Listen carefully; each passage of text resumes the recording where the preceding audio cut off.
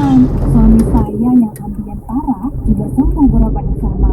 Ibu saya juga yang asam urat dibawa ke pusaka alam sembuh di sana. Bahkan anak saya yang kena depresi di pusaka alam bukan ibu saja. Hingga saat ia masuk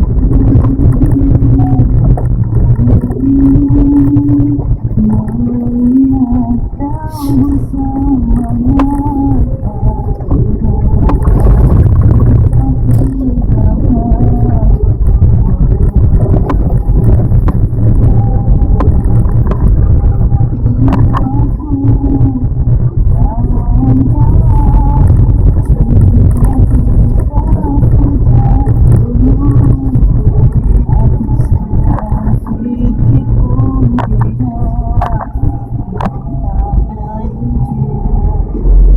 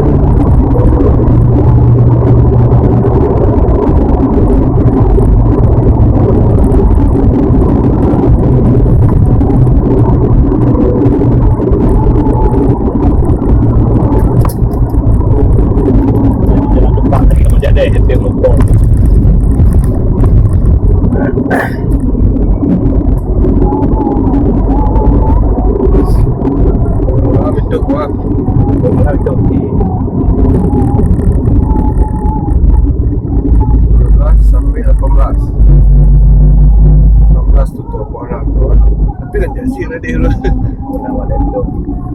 Dia dah sore tu. Ha? Weh, dia pintu tu dek. Oh, boleh.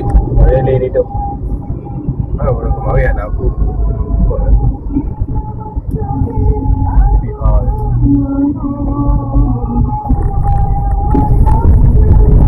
Kau berjaya kau, ha? Dah sebab.